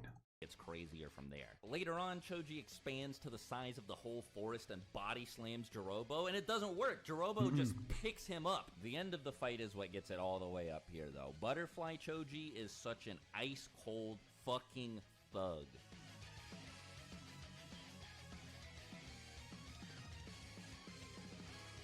Alright, so most of the fights from the Kazekage Rescue arc are in or below E tier, and the same goes for most fights that involve puppet masters. The only other Sakura fight in the series that doesn't involve any other main characters is all the way down in F tier, and like I said when talking about it, I'm pretty sure people are going to tell me I put it way too high. This fight is like an unholy trinity combination where all three of those things are present, and still landed itself all the way up here in S tier. It is by far the best fight from the Kazekage Rescue arc, by far the best puppet master fight, and by far the best fight that focuses on Sakura. Even though the fight split up into multiple sections, sort of like a multi-phase boss battle, I don't think there are any low points here. It's fun to watch Sakura and Chio fight Hiruko, the third Kazekage puppet, the 100 puppets that Sasori summons, and Sasori's puppet body. Sasori himself is charismatic enough and has abilities that are cool enough that he left a lasting impression on me, despite the fact that this is really his only major fight. The animation here is extremely fluid. Sakura and Chio make an interesting team. This fight excels in practically every area. I don't think there's anything wrong with it. And it's made even better when you realize that Sasori was probably not even taking the fight all that seriously, that he was just playing around with them, which is crazy, just absolutely crazy. Oh yeah, Kakashi vs Obito, this is definitely up there. It's definitely up there. This is another one that everybody likes. In fact, it's so popular that I'm worried I don't have anything new to say. As plenty of other people have pointed out before, the animation, character dynamics, choreography, and... It is one of those fights where you realize that, you know, when you want to talk about it, you go, oh, wait, most people have kind of already said everything that I want to say about this fight, so what do I really have to add? You know, it's because it's that kind of a fight. It's so good that everyone who's watched it has pretty much said everything that needs to be said when it comes to talking about why this fight's so damn good. Pacing here are all perfect. It's an achievement in visual storytelling that puts many of the series' best aspects to good use and deserves all of the praise that it receives. Minato versus Obito. Okay, so a problem that you're likely to run into when dealing with prequels or flashbacks or things of that nature is the lack of tension, because you already know what to expect. Yeah, you already know how the story's gonna end, so a known outcome, this problem is even worse. Flying right in the face of all of that, we have Minato versus Obito, without a doubt one of the most intense fights in all of Naruto. The one-touch kill dynamic of the fight probably has something to do with that. Minato and Obito are such interesting opponents for each other because they basically do the same thing. Both of them can teleport and can essentially beat anyone they're fighting by simply establishing physical contact. This means both of them are incredibly fast and by extension hard to hit, but all either of them needs is a single good hit and just the fight one is over. moment. Watching both of them fish for the one hit they need to win is incredible, and the way that this contextualizes one of the most important historic events in the series makes it an almost necessary addition to its fight catalog.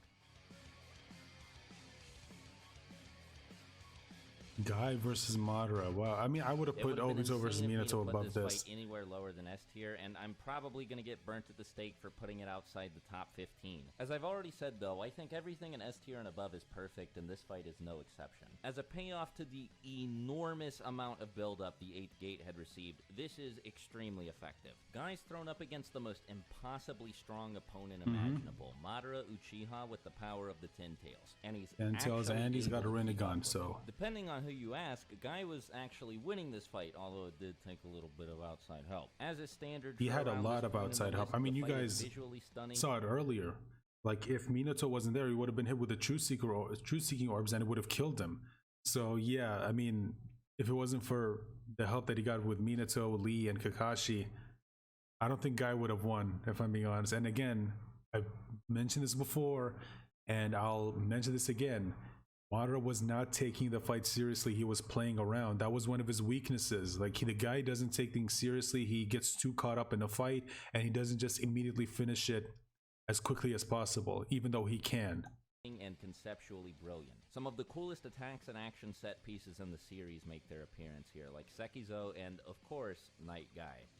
Number 15, Burger King foot lettuce. What the hell? This is where everything we learned in the aftermath of Itachi's death comes. The hell was that? Hold on, what the hell was that? Did I hear that make right? their appearance here, like Sekizo and, of course, Night Guy. Number 15, Burger King foot lettuce. What the what the fuck?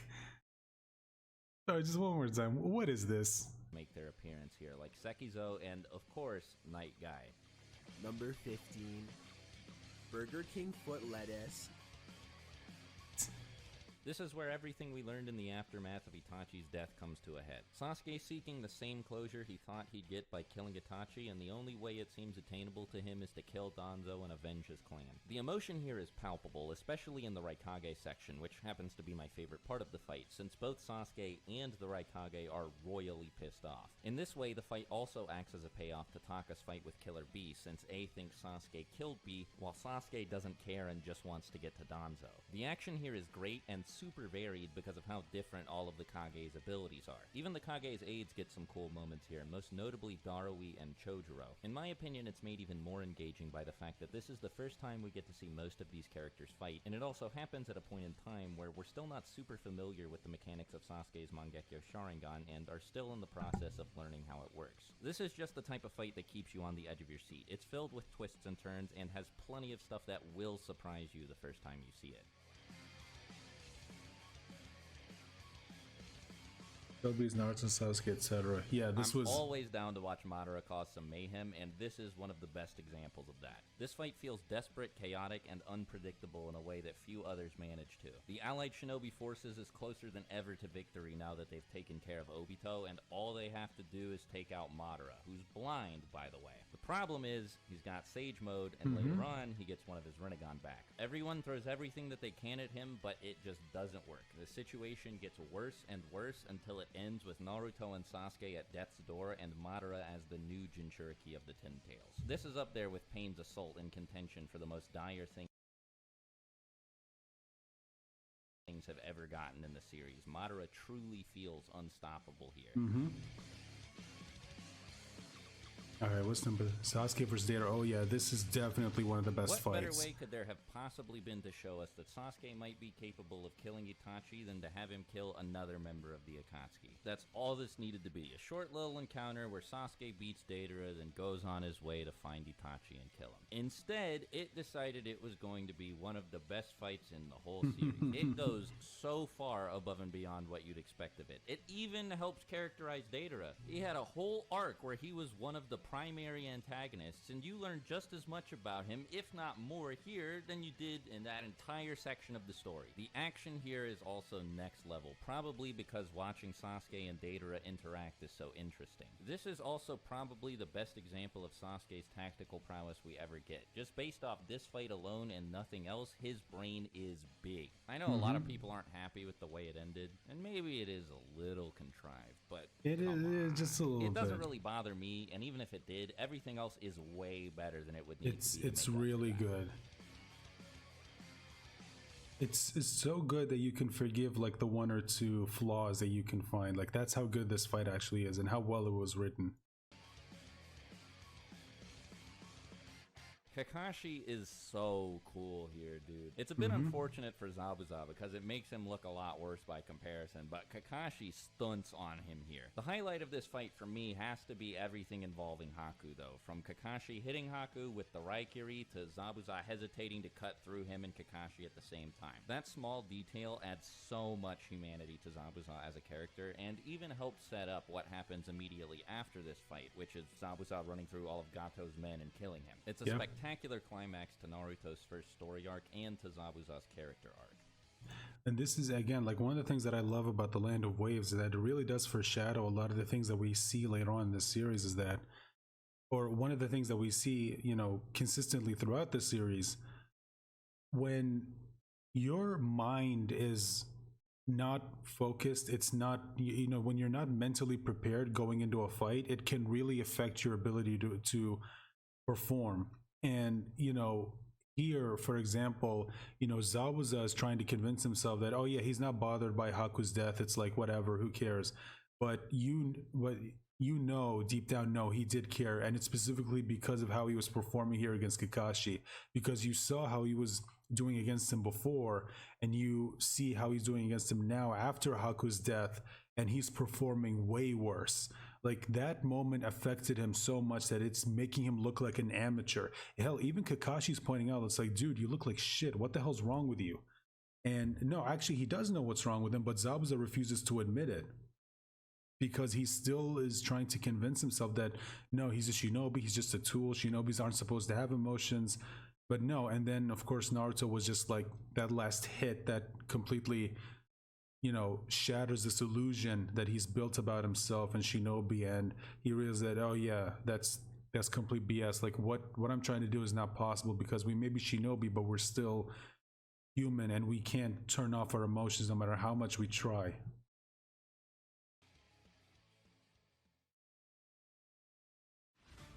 Okay, so these are the top fights. Let's see which ones he picked, or where he ranked them. Here we are finally at double S tier. If S tier represented the best fights in the series, then double S represents the best of the best. This is the absolute pinnacle of what Naruto has to offer in terms of fights. It doesn't get any better than this. Team Asuma, Naruto versus Hidan and Kakuzu. This is a really long one, but it doesn't have any low points, at least not that I could spot. In fact, I think every section here is in contention for the best part of the fight. Kakashi and Team 10 versus Hidan and Kakuzu has incredible animation and moment-to-moment action. I'd go so far as to say is some of the best in the series. Shikamaru probably gets his best ever character moment when he buries Hidan, and later we get the debut and, in my opinion, best use of the Rasen Shuriken. Speaking of the Rasen Shuriken, and this might go without saying, I think this is a good character moment for Naruto too, since like with Sasuke versus Deidara, we get to see him take out a member of the Akatsuki here, and by extension get a clear indication of how far he's come since the start of the series. The top-notch visuals and action set pieces combined with the various aspects of the story that are being progressed or outright paid off here creates a level of engagement that I feel simply isn't present in any other fight that we've talked about so far. And we've got the beautiful animation by Yamashita, and it was just phenomenal, absolutely amazing. Always a treat whenever he comes in and he's in charge of an episode.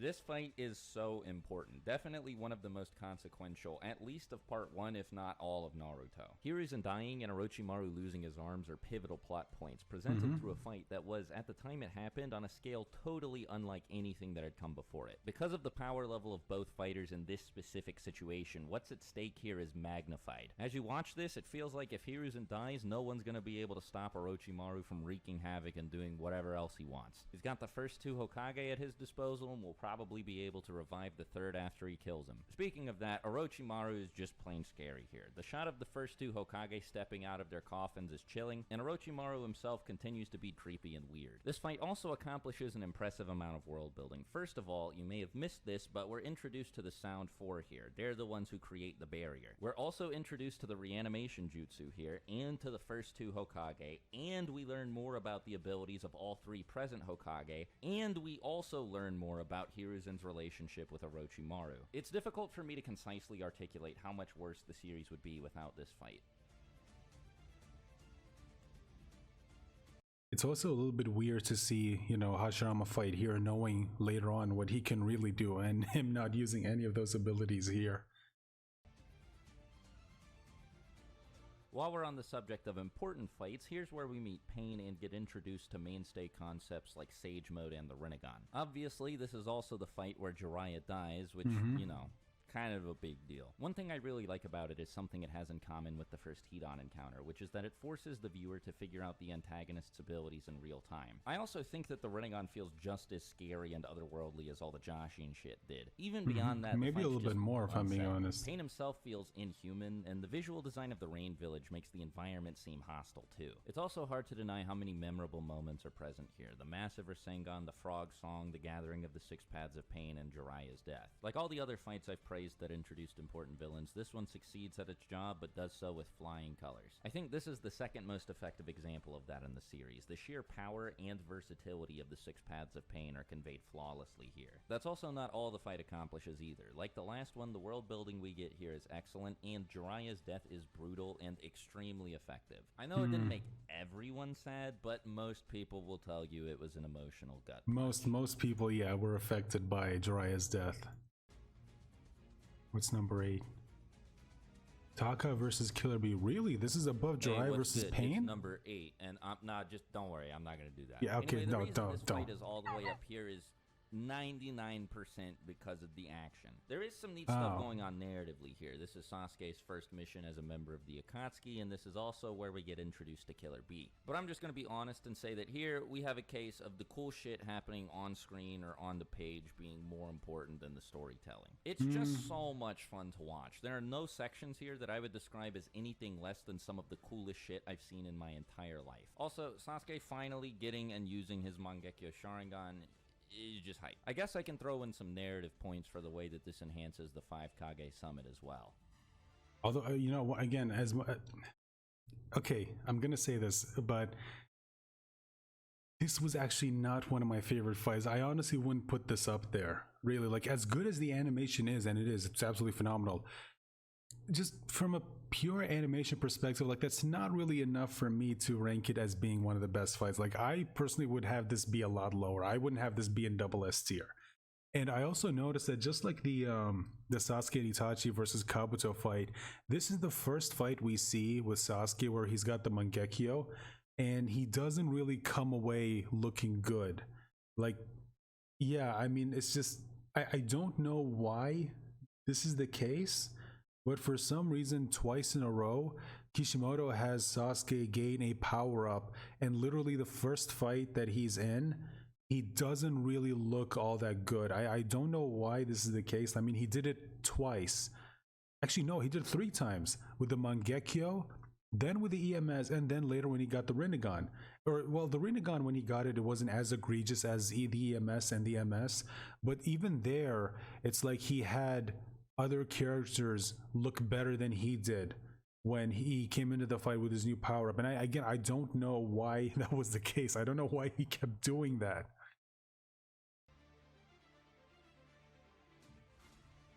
Okay, see, this I can understand. This fight was good. Everything about this fight is top-notch. The dynamics present between Sasuke and Danzo, both on a character level and in terms of their abilities, leave nothing to be desired. Even though Sasuke is divisive, to say the very least at this point, Danzo is so hateable that it's impossible not to side with Sasuke. I remember watching this fight as it was airing on Crunchyroll, back when you would find the app by looking up, like, Watch Naruto Free Online on the App Store, and just being so invested. I wanted Danzo to die so bad. Sasuke yeah, is like stronger here than he's ever been. The guy hits like a truck carrying nuclear artillery, but Danzo is immortal, at least for like 10 minutes. For a little bit, yeah, like not so cool, especially. Yeah, I mean, I think that this is something Kishimoto did a really good job of, where he made you like really hate Danzo, and he did such a good job that, like he said, Sasuke at this point, I mean, I don't know if I would call him divisive. I mean, I think that there are a lot of people who didn't agree with what he wanted to do, but understood where he was coming from. So I don't know if I would say he was divisive, honestly. But even then, with how Sasuke was perceived, like, he did such a good job at making Danzo hateable that people still rooted for him. Even the people who weren't big fans of him at this moment in the story, they still wanted him to kill Danzo. It's like, I don't like you, but I will like you here because I really want you to kill this dude. Especially when Danzo's abusing it with his creepy, weird Sharingan arm. And the way that Sasuke manages to kill him by tricking him into thinking that one of his eyes is actually still open is one of my favorite little bits of tactical combat. Yeah, this was actually pretty damn cool. Like when it was revealed, oh no, he got you. Oh, this is only number 6. This fight is by a landslide the best fight from the Chunin exam preliminaries and one of the best fights in all of Naruto. Even if you isolate I it and really strip the thought rest this of the would be in series the top context 3. away I'm from not it, gonna it's a lie. compelling underdog story with incredible action and animation. I know there are plenty of people out there who have watched this fight multiple times, but not a single second of any other Naruto material. That's a testament to how well it's paced and how well all of the exposition is handled. Even if you don't know anything else about Naruto, in this fight you're taught everything you need to know about these two characters. I don't think this negatively affects the pacing either, because every time the fight stops so something can be explained, it's immediately demonstrated and paid off through a nice visual reward. It's a genius level masterclass of action and storytelling that excels at everything it attempts to do, and having said that, yes, I only think it's the 6th best fight in Naruto. Okay, so what's number 5? Madara versus... Oh, okay. Well, This is easily the best villain introduction in Naruto. okay. Now, narratively, From and I that wanna stress perspective, I can only mean understand that. Narratively, it's not particularly ambitious. Its only goal is to establish how strong Madara is. Mhm. But if we grade it based on how well it achieved that goal, it's an A+. It did pretty damn good, yeah. Especially this moment right here where he grabs the kunai, sticks the paper bomb on the guy, and then throws the kunai back. We're talking about here. Aside from its narrative purpose, though, which again it excels at better than maybe every other Naruto fight, this fight is extremely ambitious. It's choreographed, directed, and animated brilliantly. It's got some extremely unique action set pieces that are brought to life and made to look gorgeous, both in the manga and in the anime. It's also littered with iconic or at least memorable shots and moments, like seriously, they're everywhere. On a meta level, one of the reasons this fight is so satisfying to watch is because it acts as a payoff to all of the hype and build-up Madara received throughout the series. As I've said in previous videos, there was a lot of that, by the way. The build-up period lasted for a very, very long time. Now, this could have been a double-edged sword because of how impossibly high it set the bar for Madara, but I think we can all agree that he cleared it and then some with his first appearance.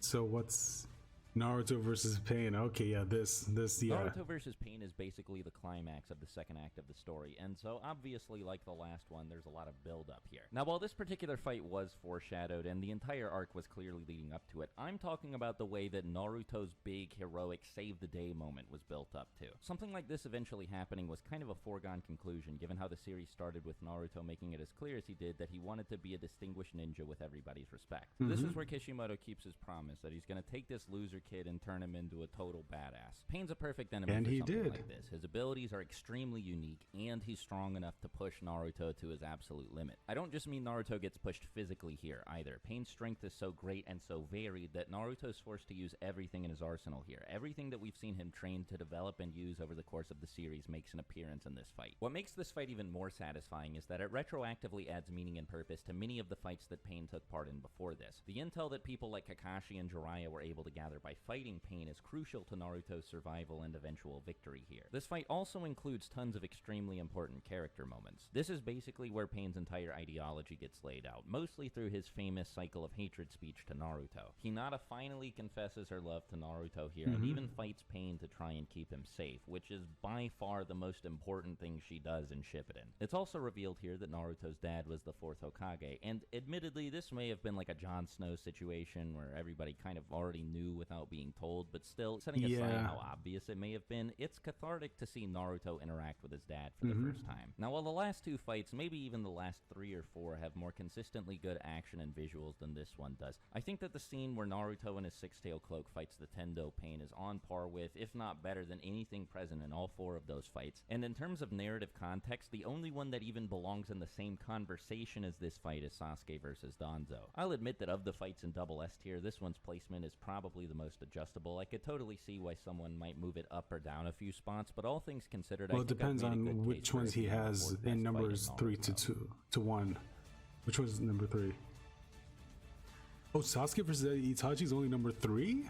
I'm not exactly sure how I want to phrase this next point, but we've been talking about build-up for a while. I swear I thought that this was going to be number 1, because I think he's talked before about how much he loves this fight. material, and I think the placement of the last two fights should convey how important I think it is. Having said that, the Sasuke-Itachi subplot was the one that I thought was by far the most interesting in the series, and it had existed since all the way back when Sasuke first introduced himself to Kakashi and the other members of Team 7. So the idea that this fight was going to happen was one that had, give or take, existed for around as long as the nebulous idea that Naruto was going to fight somebody like Pain. The difference between these two fights in that respect is that we knew Sasuke was going to be fighting Itachi specifically from the very beginning. So I think I can safely say, without making anybody mad, that this fight was probably the event that received the most intricate and lengthy build-up in the series. The first time I watched it, it was excruciatingly intense because, like everybody else, I thought Itachi was a psychopath who had killed his entire clan for no reason. Sasuke was playing with his life by trying to kill somebody who had the mindset that we all thought Itachi did. And every time we saw Itachi fight before this, he was on a completely different level than the person he was up against. The audience has given every reason to believe that Itachi is the most dangerous type of person, both because of his mentality and because of how powerful he is. And even though Sasuke was a core protagonist, you can call me naive for this, but I thought it was seriously possible that he was going to die here. In terms of the combat and visuals, I enjoy how back and forth the action is and think there are plenty of unique and exciting exchanges that Itachi and Sasuke have. Then when he brings up the Amaterasu, yeah, that was... I think it peaks twice, first when Sasuke uses Kirin, and immediately after that when Itachi uses the Susanoo for the first time. The aftermath of the fight includes what's probably my favorite exposition dump in the series. This is an insane plot twist that recontextualizes not only this fight, but a good chunk of the first half of Naruto. I know that this scene isn't actually a part of Sasuke versus Itachi, but I have a hard time separating the two, and it's kind of part of it. I would put it with like Naruto versus Pain. This is another example of a fight that I mean, just like how I would include the conversation with Naruto and Nagato after the Naruto versus Pain fight, I feel like it's a part of it.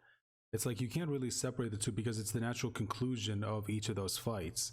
So yeah, I would put it with I would put the conversation afterwards with the actual fight itself, because again, it is like the natural conclusion of it.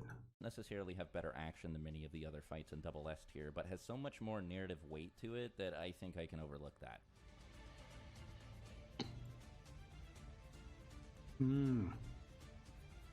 Yeah, this is probably a little cliche, but honestly, who cares? I'm already a huge fan of this fight in the manga, cares, but yeah. the anime version is definitely the definitive way to consume Yeah, it. This is arguably where the series... Even though I've talked about this before, but for me, like, the manga is the definitive source. I will admit this is one place where the anime was better than the manga. Now, maybe that's because it's the anime, so they can actually have movement, but that's not technically always the case. Like, sometimes the manga, like, just how it's drawn from the paneling and, you know, the choreography can be better than even in the anime, where you get to see the actual, you get to see the actual movement of the characters. But this is one instance where the anime was definitely better than the manga. Series peaked in terms of animation, and all of the other important aspects like the directing and choreography are flawless. It's set up about as well as you could ask for, with the series-long rivalry between Naruto and Sasuke, and the sudden revelation at the end of the Kaguya fight that Sasuke is not actually on the same side as all of the other protagonists. Sasuke is the perfect final enemy for Naruto, both ideologically and in physical combat. They know each other better than practically anyone else, and that's one thing that makes it so satisfying both to watch them fight and to watch them talk things out after the fight. Naruto finally getting through to Sasuke resonated with me in a way that I'm not even sure I can properly describe, and that was just the cherry on top of one of the most gorgeous and exciting fights I've ever seen. And also one thing, in fact, just as an example as to just how well this fight was animated, let me see if I can find it. Them fight and to watch them talk Not here, hold things on out one after the second. fight. Naruto finally getting through to Sasuke resonated with me in a way that I'm not even sure I can properly describe, and that was just the cherry on top of Yeah, okay, so this right here, let me see if I can. exciting fights I So hold on, no, it's different. can properly describe, and that was just the cherry on top. Okay, so just for a second, you saw Naruto was performing the hand sign for the shadow clone, and then here you see Sasuke stopping him. And this is something you actually see all throughout the fight, where Naruto keeps trying to make shadow clones, but Sasuke stops him because he knows that that's like his that's the technique he relies on the most, and the one that makes him kind of a dangerous opponent to beat, because he like has a way of utilizing shadow clones that other people don't really do. So he knows that, okay, yeah, I should stop him from using clones. And it's little details like that make this fight so goddamn good. So I'm guessing it's part, yeah, okay. When I started making this list, Again, not the fight that I thought was going to be part one, but I can understand why this is the number one fight. I knew this fight was going to be at the top. Literally everything that I look for in a Naruto fight is present here and is executed perfectly. No matter which metric we use to judge it, I think it's better than every other fight on this list. It's the best fight in the manga and the best fight in the anime. It's got my favorite character dynamic, character moments, character dialogue is built up to over the course of part 1 and over the course of the arc that it's the finale of, has the best animation in all of part 1 and arguably the entire series, has the best combat and choreography, has the best pacing, has the best back and forth shift between who's winning and who's losing, has some of my favorite uses of each character's respective abilities in the series, progresses the plot arguably more than any other Naruto fight. Like I said, anything that you want to look for in this fight is there and done brilliantly. This is the best one, and nope, I won't be taking any questions or discussing this further. Anyway, thanks everybody for watching this titanic behemoth of a video. It's almost killed me to put it all together. If you've stuck around this long, consider subscribing. If you don't want to, don't worry about it, but I'd really appreciate it. Thanks again for watching the video, and as always, take care of yourself and have a fantastic day. Swaikage out. Bye. Okay, so that's, oh boy, that's there you go. That was the video, and yeah, this was, this was a long one, obviously, because you know, it's an over hour long video. And yeah, like I thought, we're getting close to 2 hours. So yeah, this video is not going to be easy to upload because YouTube, like whenever you try to upload videos that are, you know, like anything over an hour, it takes a while to process. And I don't know when I'm going to be uploading this. Hopefully I'll be uploading it to the day, you know, tomorrow. I'll try to upload it. For now, I think I'm just gonna stop and I'm just gonna you know, go sit down for a bit because wow. Look, I don't mind recording reactions to videos that are this long, but I always try to put them off a little bit because they do take a while to it takes a while to record, you know, reaction to it, obviously, and you still want to include your own commentary to actually make it transformative and, you know, make it fair use. And yeah, I mean, when it comes to the actual list, I mean, there were some fights where I, you know, probably would have changed the order. Like, as much as I like the, excuse me, as much as I like the fight between Naruto and Sasuke at the end of Shippuden, I feel like the Jiraiya versus Pain and the Sasuke versus Itachi fight, in my opinion, are better. And I would have also put the Naruto versus Pain fight above it. But if we're talking about just pure animation, then yeah, that fight trumps all of them, as much as I love those fights. But I feel like narratively, those fights are better written than the final fight between the two. But that's just my opinion, guys. I understand if people don't agree with me on that. But hey, I mean, whatever your thoughts are, let me know about them in the comment section down below. Is there anything in this list that you disagreed with? If you do, let me know again in the comments. And if you have any other recommendations for me, if there's a video out there you want me to react to, just let me know about it and I will get to it. And if they are videos like this, you know, that are over an hour long, just know that it might take me a while to get to it because, you know, like I said, it takes a while to record these and I need to actually find the time of the day to sit down and actually record my reaction to it. With all that said and out of the way, guys, as always, before we end the video, I have to ask you that if you want to support the channel, please consider hitting the like button, consider sharing this video out there, subscribe if you're new, ring the bell for notifications, and maybe you could consider hitting the blue join button to become a channel member. It's a great way to help support the channel, and you know, just that's it. It's a great way to support the channel, and you might get some extra benefits with becoming a channel member. And but if you don't want to become a member, that's fine, completely fine. Just watching the video and subscribing, liking, sharing, commenting, all those things still go a long way in helping support the channel, and I really appreciate every single one of you. I do also appreciate everyone who's subscribed to my channel. My subscriber numbers have been going up lately, and I cannot thank you guys enough for choosing to support the channel, and I hope you will continue to do so in the future. And with that, I will end this video right here. Bye for now.